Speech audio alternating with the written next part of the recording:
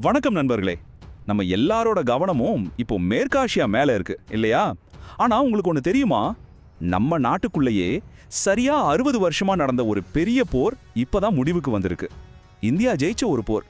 ஆனா இத பத்தி ஏன் யாருக்கும் பெருசா தெரியல? வாங்க அதை பத்தி தான் நாம இப்போ பார்க்க போறோம். இதுதாங்க அசல் கேள்வி. மற்ற போர்களை பத்தி நம்ம எவ்வளவு பேசுறோம், டிபேட் பண்றோம். ஆனா இத்தனை வருஷமா பல தசாப்தங்களா நம்ம நாட்டுக்குள்ள நடந்த ஒரு போர் முடிவுக்கு வந்ததை ஏன் யாருமே கண்டுக்கல? வாங்க இந்த மர்மத்தை கொஞ்சம் கொஞ்சமா அவிழ்க்கலாம். எல்லாம் ஆரம்பிச்சது இந்த ஒரு அறிவிப்புல இருந்துதான்னு சொல்லலாம். உள்துறை அமைச்சர் அமித்ஷா நக்சலிசம்ங்கிற கொடுமையிலிருந்து இந்தியாவுக்கு இப்போ விடுதலைன்னு சொன்னப்போ அது வெறும் வார்த்தைகள் கிடையாது. பல வருஷங்களா நடந்த ஒரு ரத்த சரித்திரத்தோட கடைசி பக்கத்தையே அது மூடி வச்சது.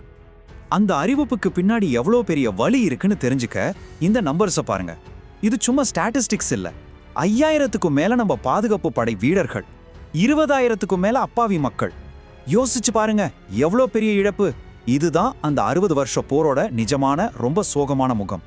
சரி, இந்த கதைக்கெல்லாம் ஆரம்ப புள்ளி எது?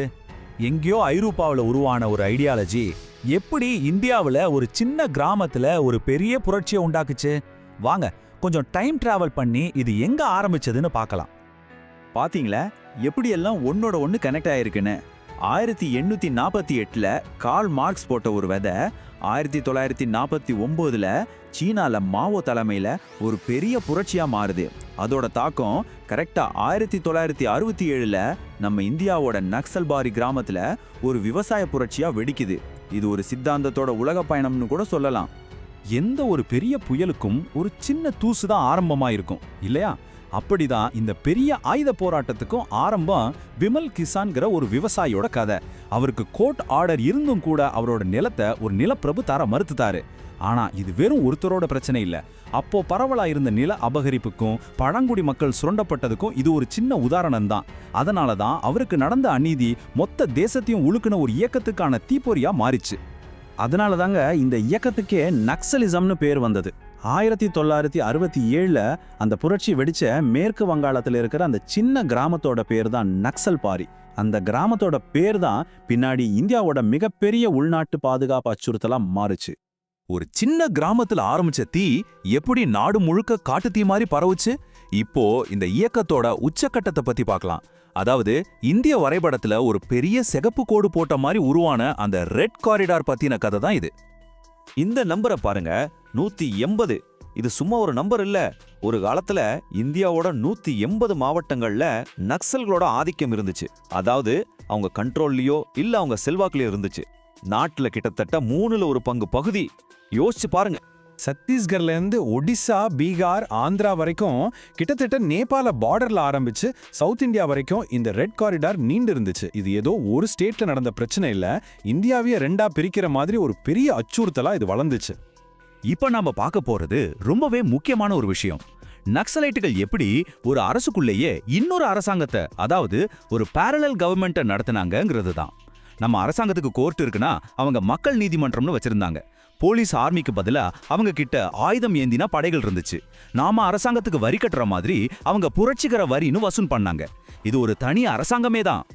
சரி, இவ்வளோ பெரிய சக்தியை நம்ம அரசாங்கம் எப்படி எதிர்கொண்டது? இங்க தான் கதையில ஒரு பெரிய டேர்னிங் பாயிண்ட் வருது. கவர்மெண்ட் யூஸ் பண்ண ஒரு டபுள் சைடட் ஸ்ட்ராட்டஜி இந்த 60 வருஷ போரோட போக்கே மொத்தமா மாத்தி போட்டுடுச்சு. இந்த பெரிய மாற்றத்துக்கு என்ன காரணம்? இந்த சோர்ஸ் என்ன சொல்லுதுன்னா, ஒரு புதுவிதமான ரொம்ப உறுதியான அரசியல் நிலைப்பாடு தான் காரணம்னு சொல்லுது. சும்மா மிலிட்டரி ஆக்ஷன் மட்டும் இல்லாம ஒரு முழுமையான அப்ரோச் மூலமா தான் இந்த வெற்றி கிடைச்சதுன்னு அது சொல்லுது. அப்போ அரசாங்கத்தோட அந்த ஸ்ட்ராட்டஜி என்ன? அது 2 பக்கம் கூர்மையுள்ள கத்தி மாதிரி. ஒரு பக்கம் ரொம்ப தீவிரமான செக்யூரிட்டி ஆபரேஷன்ஸ், கிளர்ச்சியாளர்களை ஒடுக்குறது. இன்னொரு பக்கம் வளர்ச்சி திட்டங்கள் மூலமா அந்த பகுதி மக்களோட மனசையும் நம்பிக்கையும் ஜெயிக்கிறது. அதாவது வினிங் ஹார்ட்ஸ் அண்ட் மைண்ட்ஸ். இதுல அப்ரோச் ரொம்பவே ஸ்ட்ரைட் ஃபார்வர்ட். நக்சல்களுக்கு கொடுக்கப்பட்ட மெசேஜ் ரொம்ப சிம்பிள். ஒன்னு சரண்டர் ஆகுங்க, இல்லனா உங்களை ஒழிச்சு கட்டுவோம். இதுல பேச்சுவார்த்தைக்கோ சமரசத்துக்கோ இடமே இல்லை. ஆனா இது வெறும் துப்பாக்கி சண்டை மட்டும் இல்ல. அந்த நாணயத்தோட இன்னொரு பக்கம் தான் வளர்ச்சி. அந்த பழங்குடி மக்களுக்கு ஸ்கூல்ஸ் கட்டுறது, கரண்ட் கனெக்ஷன் கொடுக்கறது, ரோடு போடுறதுன்னு அடிப்படை வசதிகளை செஞ்சு கொடுத்தாங்க. இதோட முக்கிய நோக்கமே நக்சல்களுக்கு பலமா இருந்த அந்த மக்கள் ஆதரவை உடைக்கிறது தான். சரி, இந்த 2-pronged strategy ஒர்க் அவுட் ஆச்சா? அதுக்கு இந்த நம்பர் தான் பதில். கடந்த 10 வருஷத்துல மட்டும் 10,000க்கும் மேற்பட்ட நக்சலைட்டுகள் அவங்க ஆயுதத்தை கீழே வச்சுட்டு சரணடைஞ்சிருக்காங்க. யோசிச்சு பாருங்க, இந்த நீண்ட போர்ல இது எவ்வளோ பெரிய வெற்றி. சரி, இப்போ காடுகள்ல துப்பாக்கி சத்தம் ஓஞ்சிடுச்சு. ஆனா போர் நிஜமாவே முடிஞ்சிடுச்சா? இல்ல அதோட ரூபம் மட்டும் தான் மாறி இருக்கா? இப்போ நாம கண்ணுக்கே தெரியாத ஒரு புது போர்க்களத்தை பத்தி தான் பார்க்க போறோம். அதாவது காட்டுல நடந்த போர் முடிஞ்சிருச்சு, ஆனா சித்தாந்தங்களுக்கான போர், ஐடியாலஜிக்கான போர் இப்போ வேற ஒரு இடத்துக்கு ஷிஃப்ட் ஆயிடுச்சா? இது ரொம்ப முக்கியமான ஒரு கேள்வி இல்லையா? இங்கேதான் அர்பன் நக்சல்ஸ், அதாவது நகர்ப்புற நக்சல்கள்னு ஒரு வார்த்தை வருது. இது ரொம்பவே சர்ச்சைக்குரிய ஒரு டேர்ம். இந்த சோர்ஸ் படி இவங்க கையில துப்பாக்கி எடுக்காதவங்க, ஆனா நகரங்கள்ல யூனிவர்சிட்டிகள்ல தங்களோட சித்தாந்தத்தை பரப்பி இந்த போராட்டத்துக்கு மூளையா செயல்படுறவங்கன்னு சொல்லப்படுது. கடைசியா இந்த சோர்ஸ் வைக்கிற ஒரு வாதம் ரொம்பவே யோசிக்க வைக்குது. அது என்னன்னா, ஒரு சமூகத்தை துப்பாக்கியை வச்சு பிரிக்கிறத விட கருத்துக்களை வச்சு பிரிக்கிறது ரொம்ப ஈஸி. அதனால இந்த சித்தாந்த ரீதியான போர் ஆயுத போரை விட ரொம்ப ஆபத்தானதுன்னு அது எச்சரிக்கை பண்ணுது. அப்போ ஆரம்பத்துல நாம கேட்ட கேள்விக்கு வருவோம். 60 வருஷ போர் முடிஞ்சது ஏன் யாருக்கும் தெரியல? ஒருவேளை இதுதான் பதிலா இருக்குமோ?